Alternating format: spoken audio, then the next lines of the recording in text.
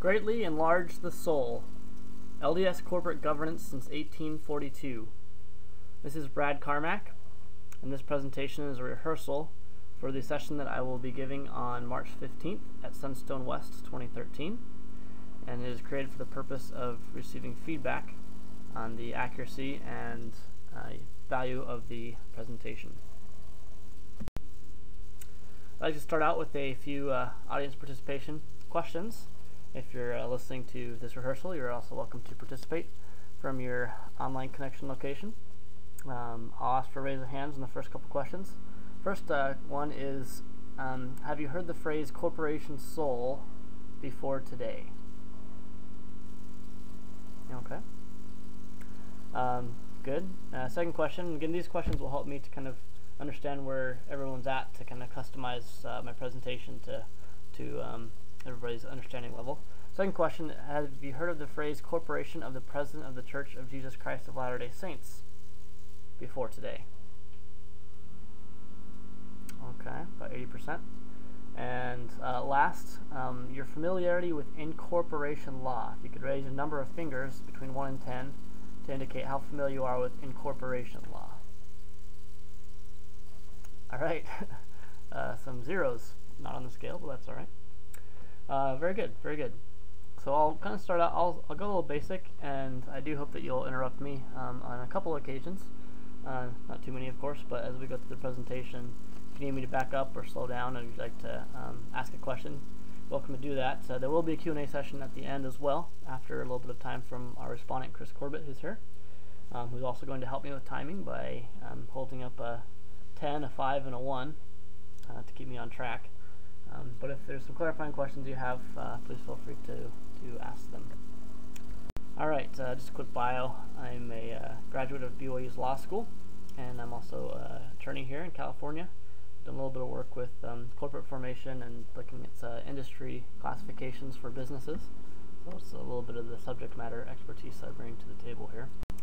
Let me outline the way this presentation will go. Again, I'll be speaking for about a half hour, and we'll have Q&A and respondent time after that to finish out our 60 minutes. But I'm first going to detail sort of a chronological way LDS corporate history, and kind of talk about corporate forms and the different ways that the churches look from a corporate perspective over the last century or two. Second, I'm going to talk about the method of prophetic succession and who's in charge of the corporations. And then third, I'm going to discuss the tension between institutional or corporate religious freedom, for the freedom of churches, and the freedom of individuals, real people like you and me. There's a tension there, and we're going to explore that. Okay, so that's a basic skeleton outline of where we're going to go. So let's go ahead and start with that first line item of our outline, which is to detail LDS history. I'm going to start out with another question here where you have the opportunity to participate. I want you to answer the question, what is the church? Okay, a lot of times in dialogue we use that phrase, the church says this, and I think of this about the church, and then how will the church respond to X and Y? What does that mean, the church? I think that it's an important question, and I want to give you guys an opportunity to bring your voices out a little bit on it. So take about 20 seconds and try to summarize in one sentence the answer to the question, what is the church? And I will call on two of you to give your answer.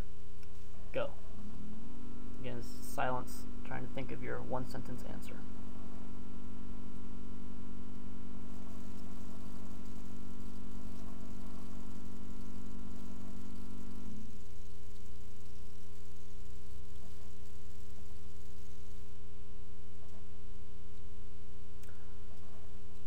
About 5 seconds here. Alright, let's pick somebody from the back there. What is the church? Alright, very good. And of course there's no wrong or right answers here. And how did you answer? Awesome. Very good. Cool. So looking at this cover of a book, this is a book written by Damon Smith. It's called The Book of Mammon, a book about the corporation that owns the Mormons. Kind of a moderate expose of the goings-on at the church office building in downtown Salt Lake City. Talked about some of the politics there and the structure of the departments and some of the incentives and behaviors.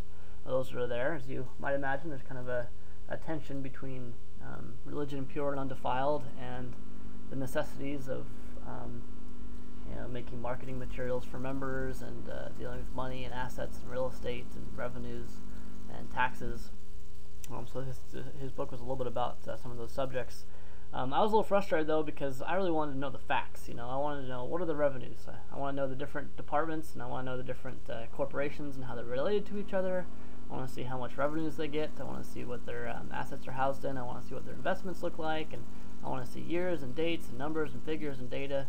And it was more entertaining prose and narratives in his book. So I did what I guess some of us would do in response. I made the resource that I was looking for because I couldn't find it.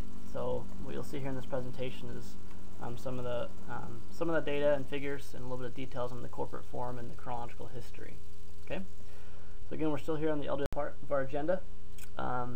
My analysis in the paper I submitted, and also during this presentation, who gets to control the funds? That's sort of the question I'm going to use. So you can answer the question of what is the church in a number of legitimate ways, including answers like a collection of people, a society of individuals with common beliefs, people that have all the people that have been baptized. I mean, there's a number of ways you can slice it. I'm going to ask the question: who gets to make the judgment call at the end of the day with what happens to tithing funds and church real property and investments? I want to know who's the decision maker, and I'm going to kind of follow that metric throughout this analysis. So let's start just to get a little context here, because we're going to get pretty heavy into corporate forms and that type of thing and tax-exempt status. So we're talking about a little bit about basics. If you want to register a business with the state, you've got to choose a structure. It's kind of use the analogy: if you're going to become a citizen, you can't just become a citizen of nothing. You have to become a citizen of something. You've got to become a citizen of Mexico or Russia, right? So when you become registered with the state, you have to have a corporate form, an entity type. Common ones you've probably heard of are nonprofit corporations, profit corporations, very common, LLCs, LLPs. There's a whole bunch of corporate forms. In order to be registered as a business with the state, you have to have a corporate form or entity type. Okay. A lot of people think of the word nonprofit and they think that that's a tax classification. Tax exempt status is a separate dimension, and the test is separate as well. So a LLC or an LLP or a corporation that's for profit, they can all apply for and oftentimes receive 501c3 status. In fact, I spent more hours than I would like to admit and or count working on a application for tax exempt status for the Mormon Transhumanist Association that I'm on the board of. The form is 1023, and it took 2 lawyers and several seasoned businessmen pulling out their hair and a lot of effort to make that application, and we're still praying and hoping that the IRS will accept that application and grant us 501c3 status. But the important take home here is to remember that tax exempt status is on one axis, corporate form is on a separate axis. Okay. I'll give you a quick example here of a pretty classic corporate formation. This is the Church of Christ in Brigham City. You can see there at the top, this is a domestic nonprofit corporation, and the industry code, the NAICS industry code there at the bottom, is 8131 for religious organization. So this corporation was registered in May of 1962. You can see there on the registration date, was renewed as recently as about a year ago. So this is a good example of an entity or business that registers with the state. So it's got the registration date and the company type and the industry classification at the bottom. Now that's kind of what I call a birth certificate for a company, and we're going to look at a number of these birth certificates throughout this presentation. So I wanted to kind of give you an easy example so you get the idea in the form. So let's start digging into the chronology. Most of us remember April 6, 1830 was the organization of the church in Fayette, New York. About 12 years later, they had the organization of the Female Relief Society in Nauvoo, as well as the publishing of the Articles of Faith. About 9 years after that, there was an incorporation of an entity called the Corporation of the Church of Jesus Christ of Latter-day Saints. It was incorporated under a charter from the state of Deseret. The state of Deseret was geographically rather broad, encompassing parts of Utah, Nevada, and Arizona, and the federal government did not recognize the government of the state of Deseret, which was within the Utah Territory, antecedent to Utah becoming a state of the United States. So that brings us a little bit of context, starting to bring us up a little bit later into the 19th century. A little bit farther on after that, about 36 years, comes the Edmunds-Tucker Act, which, as you may remember, was when Congress had their pantyhose in a wad and about polygamy, and they decided to dissolve the corporation of the Church of Jesus Christ of Latter-day Saints and seize its assets, including its real property. A rather significant act, as many authors have noted. The act itself said, amongst other things, I'll read it here, that the acts of the Legislative Assembly of the Territory of Utah that incorporate or provide for the corporation, known as the Church of Jesus Christ of Latter-day Saints, to the extent that it has legal force and validity, is disapproved and annulled, and the corporation, in as much as it has or pretends to have any legal existence, is hereby dissolved. So rather thorough language. They were covering their bases, perhaps anticipating litigation down the road. Wanted to make sure that they were very clear that in all ways the corporation was terminated, dissolved, annulled, and disapproved. Seems a little bit of overkill, but in any case, and the motive behind that was to regulate polygamy. And reading, it's actually very interesting, the act and also the appellate cases that came after, to see the sentiment of the courts and the judges and also Congress with respect to the church's insistence on practicing and spreading both the doctrine and the practice of polygamy. Unsurprisingly, LDS leaders and others contested the act, specifically the enforcement of the act, which did indeed seize the property of the church. The corporation of the Church of Jesus Christ of Latter-day Saints, to be specific. And in their appeal, they said on the 28th of February, 1887, which was when the act was passed, it became law about a week later, in March, when the president didn't return it. John Taylor then held all the personal property and bonds that belonged to the said corporation. That was pretty common at the time, to have a trustee and trust that was the holder and owner of the property. And then with the consent and approval of the corporation, he donated, transferred, and conveyed the same to certain ecclesiastical corporations created and existing under and by virtue of the laws of the territory of Utah, so that when the act became law, the corporation of the Church of Jesus Christ of Latter-day Saints, as held by John Taylor, didn't really have much property, just had a few leftovers. It's kind of the situation with the drug dealer. He knows the cops are going to come at some point, so he makes a deal with his downstairs neighbor that he'll be able to, when they knock on the door, he'll run out to the back and drop the drugs onto the porch of the guy below, and the cops come in and say, "Where are the drugs?" He says, "What drugs? You know, I don't have any drugs." Kind of the same deal. So there's essentially this attempt to give away all the and convey all the property and holdings of the corporation of the Church of Jesus Christ of Latter-day Saints to other entities, so that once the law dissolved the church, that there weren't very many assets to come after. Of course, it was anticipated that the law would be passed and that the church would be disincorporated, so it was an attempt to try to salvage the property and keep it out of the hands of the U.S. government, to whom it would otherwise go.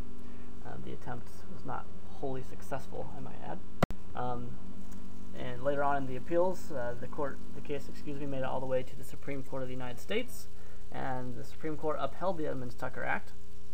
And they said, in their opinion, this brings us directly to the question of the power of Congress to revoke the charter. You remember the state of Deseret granted the charter of the corporation of the Church of Jesus Christ of Latter-day Saints. That corporation, when the territory of Utah was organized, was a corporation de facto existing under an ordinance of the so-called state of Deseret from 1851, and the ordinance has no validity, rather significantly more than 50,000. And the act said that if a religious organization does have more than 50,000, the excess goes to, guess who? The United States government. So the Supreme Court said, yes, the real estate that was over that amount, in addition to the Edmunds-Tucker Act, it was subject to a sheet to the United States, which is just a fancy legal term that means that it goes to the United States.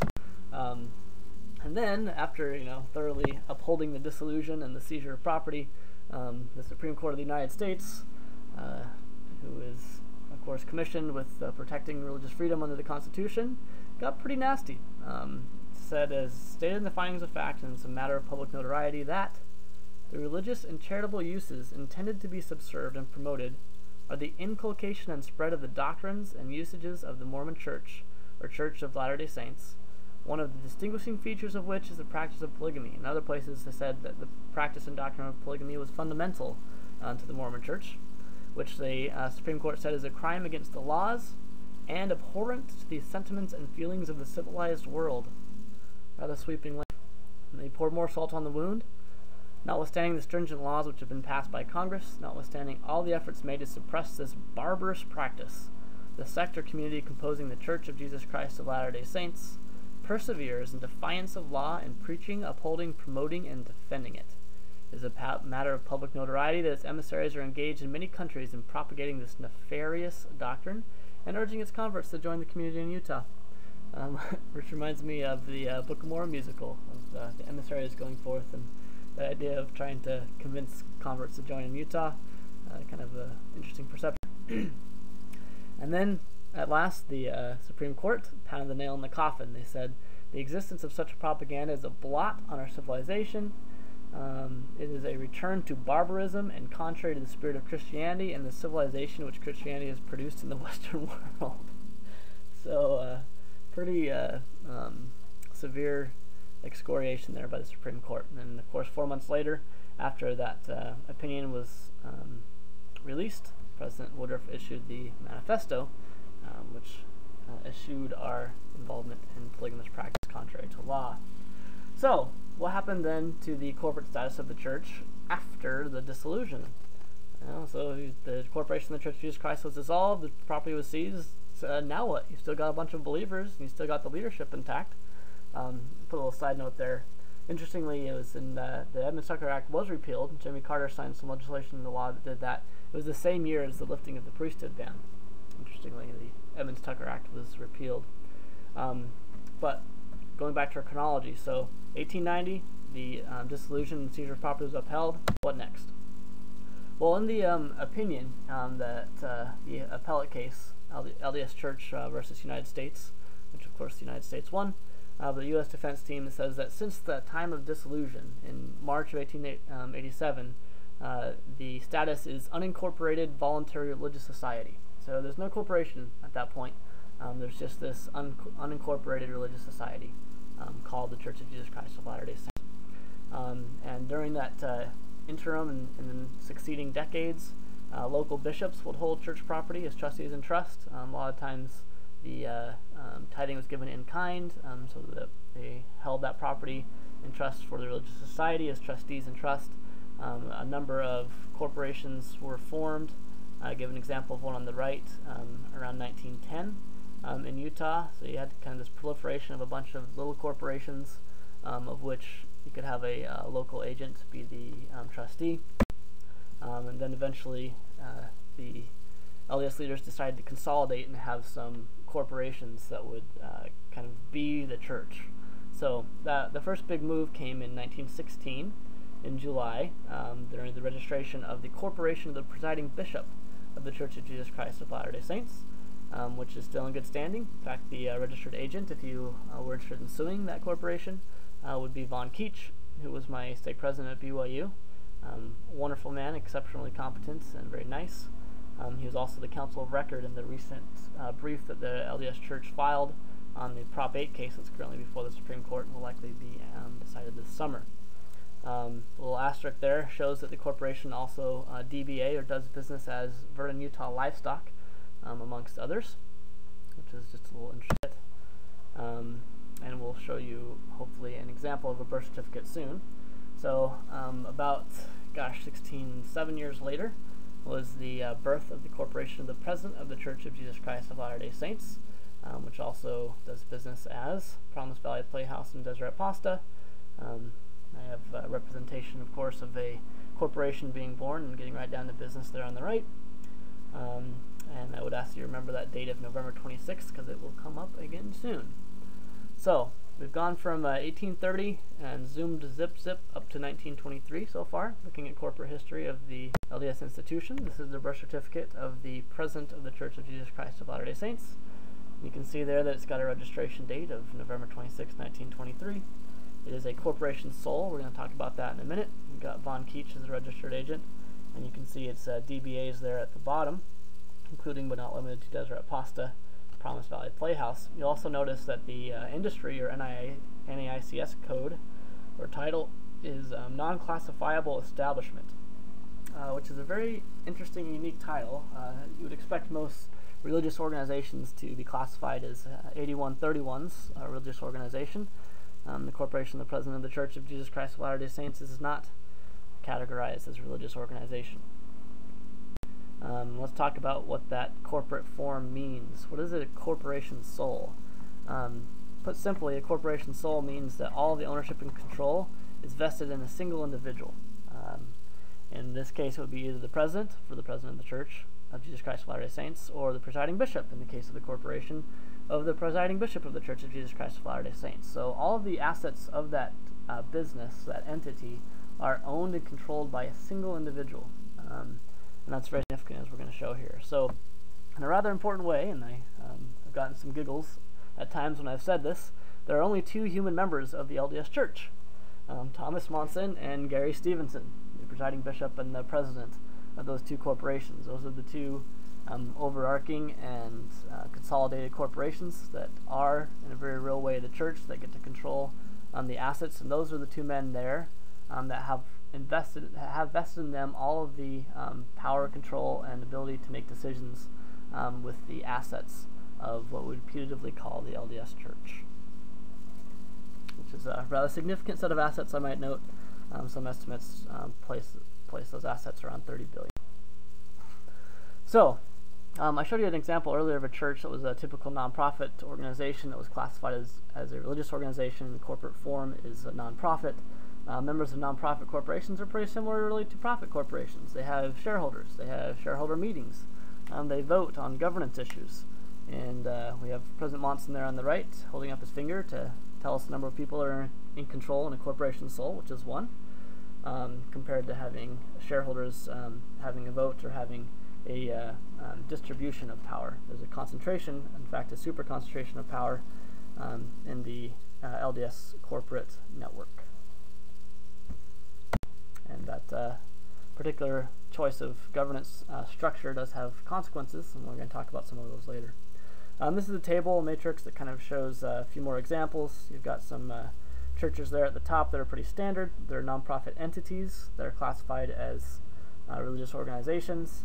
You'll note there that the Church of Jesus Christ of Latter-day Saints doesn't actually exist at an entity level. We're going to talk about that a little bit more as well in a kind of humorous way. But you'll notice that the corporation, the president, and the presiding bishop do have an entity status, which is corporation sole, and that their industry classification is non-classifiable establishment, which basically kind of means that the entity doesn't exist. It's kind of a placeholder. I consider it a web redirect link that says belongs to this guy. It's kind of just an arrow, really, more than it is an entity. Then another example there of more of a standard church. So let's dig in a little bit. Let's look at the corporate charter of the Corporation of the President, just to kind of highlight the contours and purpose of that corporation. The object shall be to acquire, hold, and dispose of real and personal property as may be conveyed to or acquired by the corporation, and then that corporation, aka the corporation sole, aka the person, that single individual, without any authority or authorization from the members of the church or the society, can grant, sell, convey, exchange, or dispose any or all of such property. So you may not be aware, but President Thomas S. Monson could convert all of the LDS meeting houses into layers of donut sales. It is LDS after all, and none could legally oppose him. That would be his privilege, and that would be within the scope of his power, because he's not accountable to any church members, and doesn't require any transparency as well to church members. More language from the corporate charter. This is again to show how very much the corporate entity of corporation soul is really just an arrow that says belongs to this guy. Hubert J. Grant, this is again the corporate charter, has been and is the corporation of the president. I want you to note that I misspelled that, should be note of course. He's not the head of the corporation, but he literally is the corporation. As I said earlier, it's essentially a redirect, an arrow that says, the assets belong to this guy and he has complete control over them. So that's from the corporate charter.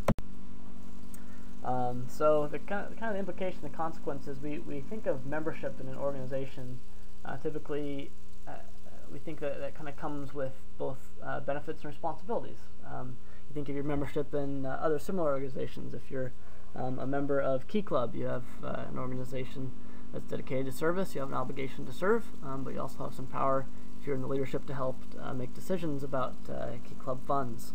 But you and I, we convey our property through tithing to those corporations, and they are owned and controlled by Gary and Thomas. And Gary and Thomas can do whatever they want with those funds. Those are donations. They're not membership fees, because we're not really members of anything.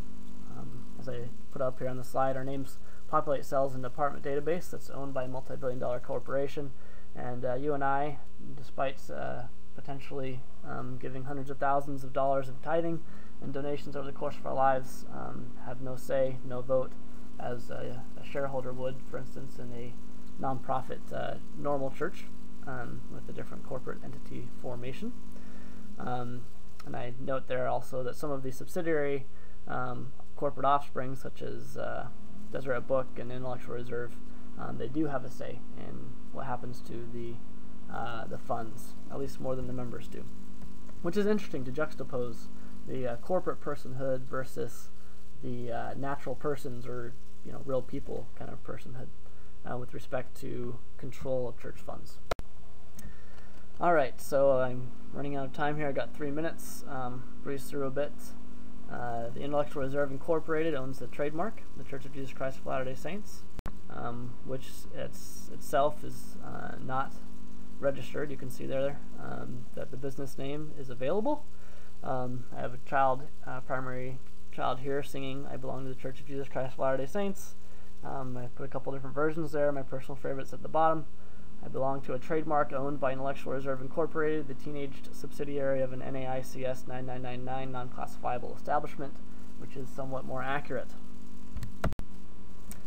Alright, so we've now got 2.5 minutes left. We've gone through item 1 on our outline. Let's breeze through succession. Just an interesting note, with the Pope resigning, the President of the Church could also resign, and there is, within the corporate charter, a provision that speaks to that resignation. The acting president of the Quorum of the 12 would become the corporation's soul at that point. Again, notice at the bottom highlighted, be the corporation's soul. He's not the head of the corporation, he is the corporation. I used to think that the next prophet was chosen by revelation. Turns out that's not the case. It's the next prophet is always the most senior apostle. So if President Monson died right now, it would be President Packer. And as my Teachings of the Living Prophets teacher, Brother Lloyd Newell, pictured there, taught us, the last heartbeat of the prophet, followed by the most senior apostle's next heartbeat, means that the next senior most apostle is now the prophet, the big cheese. So, given that predictable succession mechanism, you can have some fun predicting who is going to be a president of the church, or a corporation soul in this case. Watson, of course, is a one, since he is the president in September of 2009. You can see Elder Bednar's has a high likelihood of being the president at some point, and Elder Hall and Elder Oaks have a pretty high likelihood as well. What the material factor here is your age relative to the other apostles when you are called to be an apostle. Alright, so that's succession. Now let's talk about religious freedom in less than a President Romney talked about being people. So did the managing director of the International Center for Muslim Studies. And there's a tension between individual and corporate religion that's highlighted by the 16 years engineer worker of Deseret Gymnasium, who was kicked out for not having a temple recommend. He brought suit. The case went to the Supreme Court, found in favor of the corporation of the presiding bishop. They pointed out that it was the church, not the government, that made him choose to change its religious practice or get fired. A second example would be, this is the birth certificate, by the way, of BYU, which is a domestic nonprofit and is classified as a business school. This is a picture of my brother, who's kicked out for converting to atheism in his last year at BYU. Of course, a public university couldn't do that. I asked this question to Bob Smith, who's the managing director of the Center for Law and Religion Studies, to talk about that policy of kicking out LDS students that convert and the burden that is on their religious exercise, and how that might be seen as hypocritical, since the Center for Law and Religion Studies is on BYU campus. It denies religious freedom to about 30,000 of its students that are LDS. And he justified the practice by referencing the right of religious associations to be able to choose their ministers, which I found was a deeply flawed conclusion, as well as analysis and reasoning leading to it, which was rather surprising given I think his level of education and familiarity with the subject matter. But he definitely esteemed corporations over people when it came to the issue of resolving a tension between individual and corporate religious freedom. Tongue-in-cheek here, made an alteration to Articles of Faith 11 that says we allow corporations the privilege of religious freedom, although we don't grant it to individuals like my brother or the engineer who no longer had his temple recommend. Bottom line, summary there of my lengthy blog post about Bob Smith's answer to my question. Pointed out that his analysis favored churches over people, institutions over God's children. And we have now detailed LDS corporate history. I have illustrated the succession mechanisms for the corporation of the president of the church, and talked about the dangers of valuing corporations over God's children when it comes to religious freedom. Thank you.